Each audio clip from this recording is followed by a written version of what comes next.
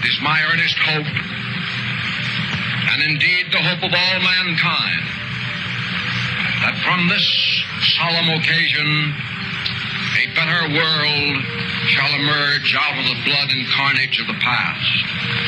A world founded upon faith and understanding.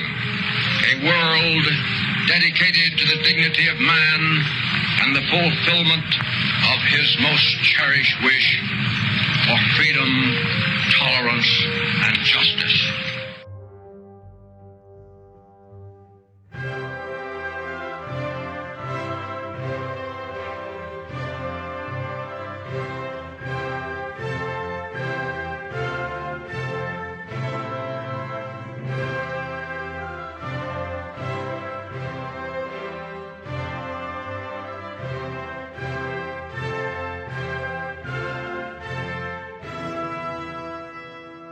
Hello, and welcome to Coming Together, Coming Apart, Episode 2, 5 Horsemen. Today we're going to discuss 5 of the most important men to our story. Each is known best by their surname, and that's how we'll refer to them after their introduction. We'll talk a bit about Joseph Stalin, leader of the Soviet Union and of international communism from the mid-1920s onward, a bit about Mao Zedong, leader of the Chinese Communists from the 1930s onward, and a bit about Douglas Macarthur, the American military celebrity from his service in the Great War onward. For now, we'll primarily use them as vehicles to discuss the big picture in East Asia between 1931 and 1945, beginning where we left off last week with the Mukden incident in Manchuria and ending with the surrender of the Japanese Empire. We're going to talk a lot about Kim Il-sung and Singh Munrei, the two men at the center of the conflict between North and South Korea. Even when Rhee and Kim returned to Korea in 1945, just 1 month apart, neither realizes what fate has in store for them. By the time the Japanese took control of Manchuria in 1931, Singh Munrei had already made a name for himself as a leader of the Korean independence movement. He had spent several months in jail for anti-Japanese activities, been a member of the Independence Club of the late 1890s, and was the president of the Provisional Government of the Republic of Korea in Shanghai until 1925. The one thing he was not was actually in Korea. From 1912 until his final return to Korea in 1945, he was in exile, mostly in Hawaii or Washington, D.C.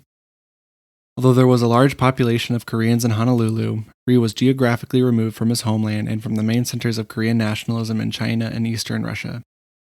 This was partially because the communists held a good amount of clout in both of those areas and Rhee was a devout anti-communist. Rhee's anti-communism comes from his education growing up in religious schools, where he grew to believe that bridging Western ideals and Eastern traditions was key to leading Korea into the future. As such, in his eyes, the best way to defeat the Japanese on the peninsula was to lobby the United States on behalf of a free Korea.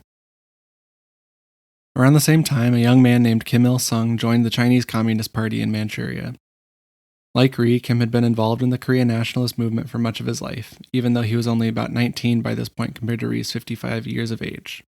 This was because the Communist International forced all of the Korean communist parties outside of Korea to disband and join their local communist parties. When Kim joined the CCP, Mao was a leading figure of the Red Army of the party but had not yet reached the mythical status he would achieve through the Long March in the mid-1930s. That being said, it's probably not likely that either knew much about the other. Mao worked primarily in central China, concerned with building a sustainable political movement, and Kim worked primarily in Manchuria, concerned with surviving. Both fought for their communist ideals and for their people, but that's where the similarities end. By all accounts, Kim was an effective guerrilla leader, although he did not command a large number of soldiers at any point before 1945. Understanding the biography of Kim Il-sung is difficult given the heavy revisionism he has undergone in the last 60 years. Many of the documents that could prove or disprove any part of it are lost to time or a shredder in Soviet, Chinese, and North Korean offices. That is, if there was a document to begin with. The nature of Kim's early life, as best I can tell, was not conducive to record-keeping, no matter how accurate. The best we can do is construct a narrative from Kim's own memoirs, the memories of those with him during his guerrilla years, and those documents that are verifiable. Mostly, I'm drawing from Andrei Lankov's excellent book From Stalin to Kim Il-sung, which dives deep into the early years of communism in post-colonial Korea, and Bradley Martin's Under the Loving Care of the Fatherly Leader, the well-regarded dissection of North Korea and its prodigal father. Both begin in 1912 when Kim Sung-ju, not yet Kim Il-sung, is born to a rural intellectual and a Christian activist just outside Pyongyang in northern Korea. Kim lived a relatively impoverished life early on, floating between relative poverty and relative affluence depending on his father's job at the time. Although his father is now made out to be a key leader of the Korean nationalist movement in the north, there is no evidence to support this, but there's also nothing to deny that the elder Kim participated in independence activities. In 1920, the Kims moved to Manchuria, like many Koreans at the time. The young Kim began attending a Chinese school and quickly learned Mandarin. In 1929, Kim joined an underground group attached to the Chinese Communist Party that was quickly discovered, resulting in Kim spending several months in prison. Like many radical activists at the time, Kim's imprisonment did not deter him from future radical activity. Quite the inverse, in fact, as it drove him further towards insurgency, joining a local guerrilla group almost as soon as he left prison. In 1932, Kim joined the CCP. In the 1930s, the Government General of Korea began transitioning Korean agricultural production away from cereal staples and towards cotton and sheep. However, they did not substantially decrease the amount of rice exported to Japan. The difference came out of what was left for domestic consumption. Even then, the large amount of Korean rice imported by Japan angered the rice farmers on the home islands because of the massive downward pressure this placed on rice prices in Japan. Only then did GGK limit the amount of Korean rice exported to Japan. The Japanese were not concerned with the well-being of Koreans except for their utility as an inexpensive labor force. This is no different from other colonial powers. In 1936, Minami Jiro took the mantle of Governor General and, as the former Minister of War, was a prime example of Japanese plans for their colony. He had strong authoritarian tendencies and worked towards eliminating the differences between Japanese and Koreans on paper. However, like the treaties Korea signed in the 1880s, these legal differences were very much not related to reality and were predicated on stripping the Korean cultural and national identity from the peninsula. The Japanese also stepped up their anti-guerrilla efforts with the first major anti-guerrilla campaign in Kendo province on the Korean border in Manchuria. After this first campaign, it became increasingly difficult to be a Korean in Manchuria. Many Chinese believed Koreans were collaborators and many Japanese believed Koreans were, if not communist, at least anti-Japanese. The Japanese believed that if they killed just one anti-Japanese guerrilla, the hundreds of civilians also killed during a campaign were worthwhile. The cruelty of that mentality was present in every aspect of Japanese administration in Manchuria. This peaked in 1935 with the implementation of collective hamlets, which were designed to drain the peasant sea, so to say, and leave guerrillas floundering for local support. These collective hamlets also provided a pool of test subjects for Unit 731, the infamous science unit of the Imperial Army that committed numerous war crimes against the civilian population. Throughout the 1930s, GGK made a more concerted effort to assimilate Koreans into Japanese culture. This was not assimilation by choice, though. Forced assimilation included the Shinto Order of 1935 requiring students and GGK employees to attend ceremonies for the Japanese state religion, the volunteer service system giving Korean men the opportunity to enlist in the Imperial Army, and the name order of 1939 with GGK forcing Koreans to adopt Japanese-style names. The name order specifically was hated by Koreans as they were forced to abandon family names with hundreds of years of history in a culture that placed heavy emphasis on familial lineage. The volunteer service system enlisted 20,000 Koreans in the active duty and first reserve sections of the Imperial Army between 1938 and 1943. Volunteer is a rough translation, even though it is the more common translation today. Applicant is a more accurate meaning of the original intention. A significant number of applications for military service were heavily suggested, coerced, or outright forged by Japanese administrators and police. Very few enlistees ever rose to the level of commanding any meaningful unit. In the 2 years of the draft, implemented in 1943, 90,000 men were drafted into the Army and 20,000 into the Navy. This is in relation to the 6 million soldiers in the IJA and the 1.5 million sailors in the IJN by 1945. The impact of Korean soldiers and sailors was not materially significant to the capabilities of the imperial military. Japanese economic, political, social, and cultural assimilation tactics increased in intensity after 1937 through to 1945 without having to increase in scope. They were already so all-encompassing that only the harshness and severity of implementation needed to increase to make a meaningful effect. Japanese police, which again included a number of Koreans in their ranks, increased their ruthlessness in carrying out their directives. Japanese industrialists, which again included a number of Korean capitalists, used the increased power of the police state caused by the necessities of the war economy to increase their control over their workers. As Japanese colonialism drew to a close through the first half of the 1940s, Koreans were expected to shoulder an increasingly larger burden to support the Japanese colonizers. It is not possible to describe the colonial period of Korea in easy terms. Koreans living in Japanese-occupied Korea faced harassment, racism, discrimination, exploitation, subjugation, repression, and subordination. The life of Koreans was filled with uncertainty, hopelessness, and immense fear, especially for young men after the implementation of the volunteer system in the draft, and even more so for the young women taken by the Japanese or sold by their family members to the Japanese for the purposes of sex slavery. That being said, colonialism gave some Koreans the opportunity to attempt to build a better life for themselves and their family. This was not a majority, but it is worth mentioning. Collaborators made a choice that is both difficult and not difficult. It is difficult in that it required a certain amount of selling out one's fellow Koreans for an inherently selfish reason. It is not difficult in that it was always reasonable for a person to make the decision that is best for themselves, as not everyone has the ability or the desire to see what we deem the bigger picture. I think it is perfectly understandable to want to take care of you and yours. I'm not saying that I agree with collaborationism, but I at least understand it. With the invasion of China in 1937, the industries of the Korean colony were put towards the Japanese war effort. Alongside the Korean volunteer system, GGK organized neighborhood patriotic associations to organize food rations, impose labor requirements, perform local security, and inform on each other. GGK also imposed work requirements for students in 1941, forcing children to contribute to the war effort through labor service, field work, or by attending parade ceremonies for Japanese soldiers. Between 1937 and 1945, GGK-led labor conscription mobilized between 4 and 7 million workers in Korea. Furthermore, civil liberties were further limited through the closure of all newspapers except for the GGK's official daily news. Education rates continued to increase, but instruction was entirely in Japanese and focused on Japanese culture, history, and language. In 1943, GGK required all university students to join the imperial military, and in 1944, all primary and secondary school students split time between schooling and work to bolster the faltering war economy. Mainland China in 1937 was a powder keg. Tensions were high between communist nationalists and non-communist nationalists. On top of this, Japanese, Soviet, American, and European interests were abundant across the region. The Japanese invasion of China in 1937 blew the keg to kingdom come, taking the rest of the region with it. Japan intended to quickly overrun Chinese forces and capture many of the agricultural and industrial resources it needed to feed its war machine. All of this was to ensure its lasting hegemony over East Asia and the Pacific. This did not go as planned. Chinese forces were able to successfully wage guerrilla campaigns against Japanese and pro-Japanese forces that required a great deal of manpower to find and defeat. Part of this was because of the support coming from Britain and the United States. Most of it is because of the ability of Chinese forces to fight and then retreat back into the countryside.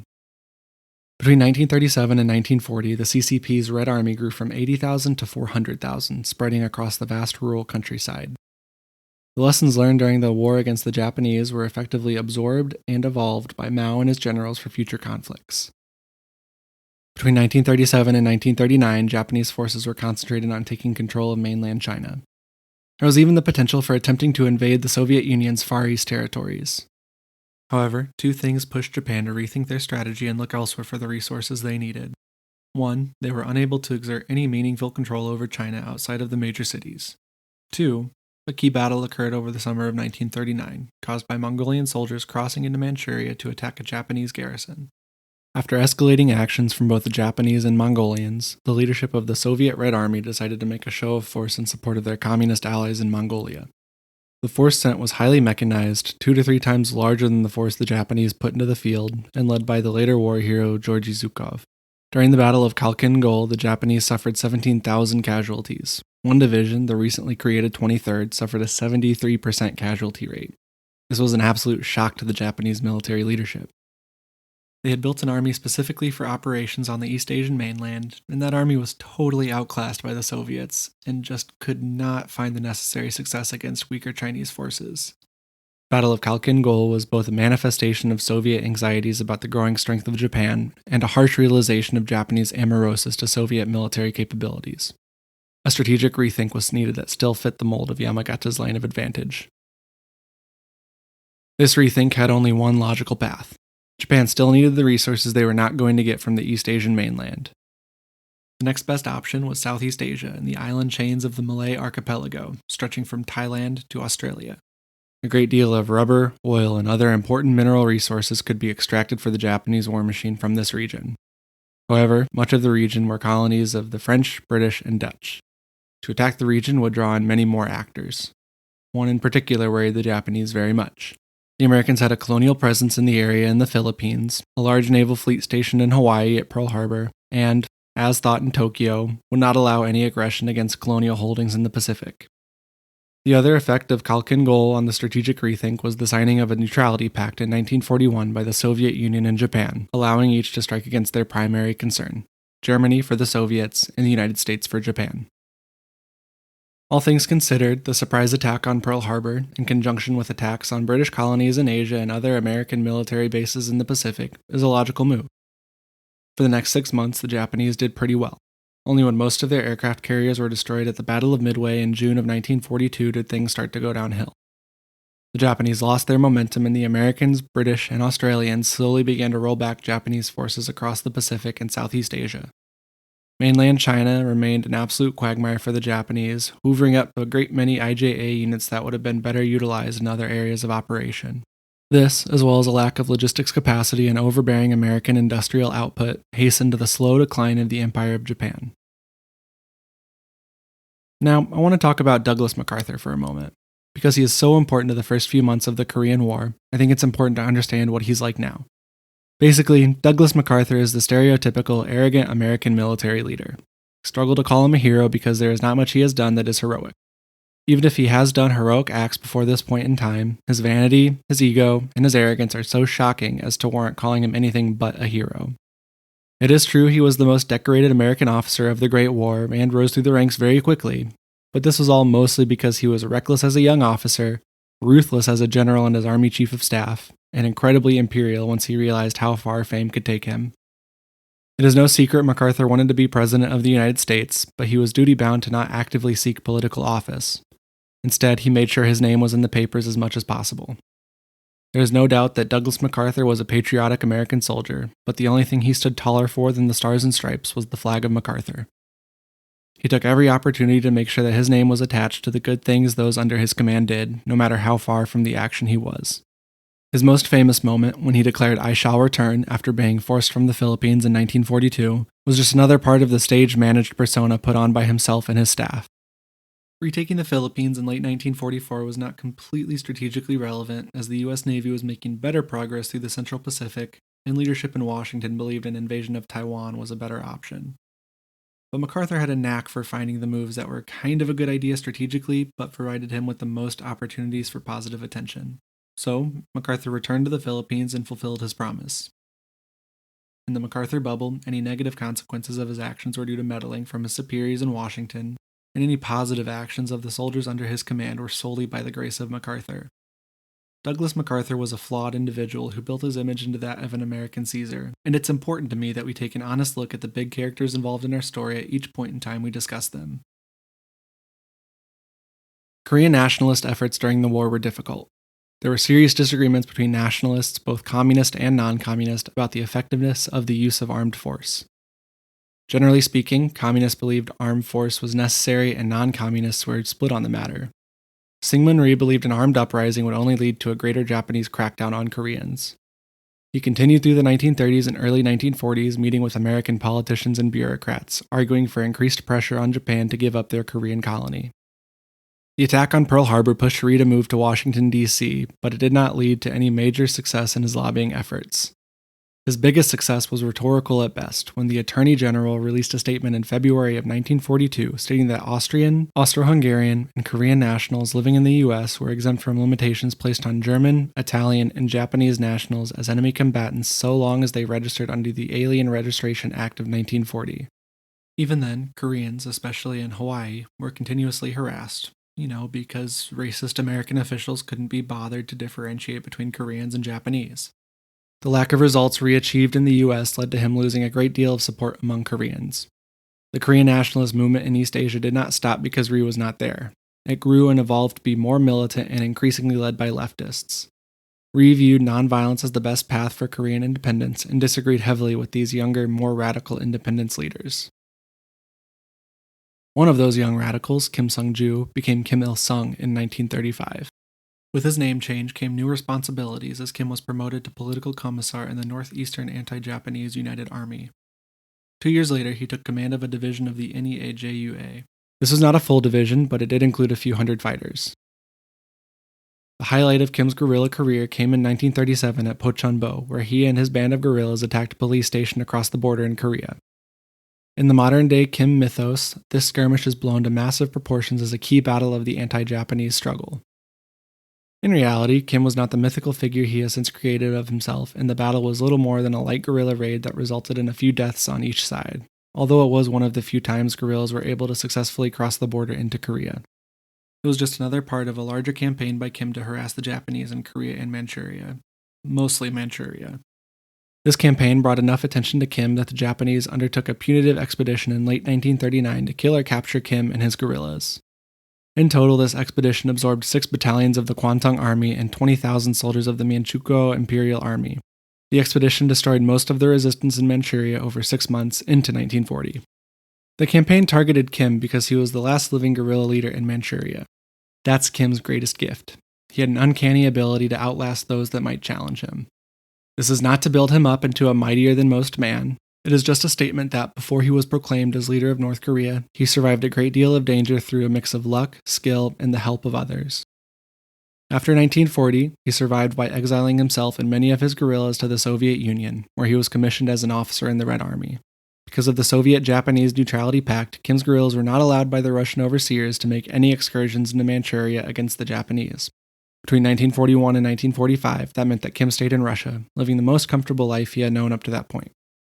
He mostly settled down, having a few children with his wife, including his first known son, Yura. You might know Yura's Korean name a bit better, Kim Jong-il. Kim's days in the USSR were filled with military training and dealing with the everyday command issues of the 200 or so Koreans in his battalion, one of 4 in the mostly Chinese 88th Independent Brigade. It seems that Kim impressed his Soviet superiors with his intellect. He had a way of connecting with those under his command that the Soviets liked. He flattered his commanders when they needed to be flattered, and he followed their orders well. He expected the same from the men under him. Kim's flattery and intellect would come in handy later in life when dealing with Joseph Stalin. Stalin's hesitance to commit Soviet troops to fighting Japan was not just because of the Neutrality Pact. The German invasion was an existential threat to the Soviet Union, as most of the Soviet population lived in the western third of the country. Stalin recognized this almost immediately, going off the grid at his rural dacha for a few days after making a few terrible decisions in the first week of the invasion in 1941. He was only brought back to Moscow through the joint action of his fellow Central Committee members and thereafter vowed to preserve the Russian core of the Soviet Union no matter the cost. This hesitance would continue to be a factor in Stalin's approach to East Asia after World War II because he, like many national leaders at the time, believed that the main conflict with the Western Allies would be in continental Europe and any conflict elsewhere was a distraction. When Germany surrendered in May of 1945, it was already settled that the Soviet Union would void its neutrality pact with Japan and join the Asian-Pacific theater of the war. This came 3 months later on August 8th as 1 million Red Army soldiers poured into Manchuria. Interestingly, the 88th Independent Brigade did not take part in this action and remained at its camp in Russia. Kim would not return to his homeland until late September 1945, just a few weeks before Rhee's return. The conditions of the Soviet entrance into the war against Japan were secured at the Yalta Conference of February 1945 by Joseph Stalin. Stalin's goal was to undo the Treaty of Portsmouth hoisted upon the Russian Empire, securing international recognition of Soviet rights in Manchuria, a naval base at Lushun, formerly Port Arthur, and a harbor in Dalian. In preparation since the end of the war in Europe, the 3 Far Eastern Army groups were comprised of the best equipped and most experienced veterans of the previous campaigns and commanded by Marshal Alexander Vasilevsky, survivor of Stalin's Great Purge of the late 1930s and one of the most effective Soviet military commanders of the war. The atomic bombing of Hiroshima spurred Stalin to push up the Soviet invasion, not wanting to lose any influence in a region he saw as part of the Soviet sphere. Some of the Soviet forces were not yet in the area, but they still had an overwhelming superiority of forces to take Manchuria. The Kwantung Army, Japan's main ground force in Manchuria, was severely depleted due to the manpower requirements of the other units in the IJA and was materially weaker than the Soviet Far East Command in just about every possible way. Much of the primo equipment and most of the best units had already been repositioned to the home islands in preparation for the inevitable American invasion. This process reversed a bit in the summer months of 1945, but most of the units arriving in Manchuria were undertrained, undermanned, or underarmed. Usually, it was at least 2 of those. Sometimes it was all 3. Japanese high command mistakenly assumed a Soviet attack would follow an easy route from eastern Mongolia into northwestern Manchuria and mistakenly assumed an attack would happen in the autumn of 1945 or the spring of 1946. Both were due to a failure of military intelligence to accurately assess Soviet troop movements in the Far East due to an initial underestimation of Soviet strength. In the summer of 1945, the IJA began centralizing forces in Manchuria to lightly hold the borders and beat a fighting retreat into the Korean peninsula. None of this really worked, as the Soviet attack came on August 8th. This was shortly after the repositioning began, thereby catching many Japanese units out of position. The Soviets also attacked through the allegedly impassable Greater Khingan Mountains into central Manchuria. The Kwantung Army fiercely resisted the initial stages of the Soviet invasion, but was quickly swamped after the Soviet 6th Guards Tank Army broke through to the open plains on August 13th. 80,000 Japanese civilians were killed by Soviet attacks and Chinese reprisals over the next few days. Official Soviet figures place the total numbers at 84,000 Japanese soldiers killed and almost 600,000 captured. In Korea, Japanese forces put up heavy resistance to the taking of the northern port of Chongjin by Soviet amphibious forces on August 12th and 13th. The Empire of Japan surrendered on August 15, 1945. Otozo Yamada, commander of the Kwantung Army, gave his order to surrender on August 18th, and the once formidable force was formally dissolved 1 month later. The Soviets removed about $2 billion worth of industrial and commercial supplies from Manchuria and Korea in the meantime, with many of the armaments captured from disarmed Japanese units given to Chinese Communist forces under Mao. Only an abrupt agreement with the United States kept the Soviets from occupying the entirety of the Korean peninsula. After the nuclear bombing of Hiroshima and Nagasaki on August 6th and 9th, a military diplomatic committee in Washington chose Macarthur as the sole representative authorized to sign any instruments of surrender on behalf of the United States. Macarthur had already begun planning a grand show for what he saw as his inauguration as the new shogun of Japan, securing the battleship Missouri on recommendation from Washington as the site of the surrender. President Truman and Army Chief of Staff Marshall informed Macarthur that the authority of the Emperor and Japanese government to rule the state will be subject only to him. Douglas MacArthur, whose voice you heard at the top of the episode, oversaw the formal ceremony of surrender aboard the Missouri in Tokyo Bay on September 2nd. As World War II drew to a close, Korea was in relative chaos. The US and USSR were putting the finishing touches on their plans for the peninsula, and Korean exiles were preparing to return home. Tragically, Koreans could not claim responsibility for the liberation of their homeland. Its fate was again in the hands of foreigners. The coming years would prove how disastrous that truly was. And with that, we will end our show today with the liberation of Korea, the defeat of the Empire of Japan, and 5 of our most important players in place. Next week, we will discuss the division of the Korean Peninsula and the decisions that led to that outcome. If you're on social media, you can find us on Instagram, Twitter, and Facebook as @CTCA Podcast. If you're not on social media, you can find more information, including the references for today's episode, at ctcapodcast.libsyn.com. That's ctcapodcast.libsyn.com. We release new episodes every Tuesday. Please be sure to subscribe on Apple Podcasts, Spotify, or wherever you listen to podcasts. I am Trevor Owens, and this is Coming Together, Coming Apart. Thank you for listening, and I hope you have an enjoyable week.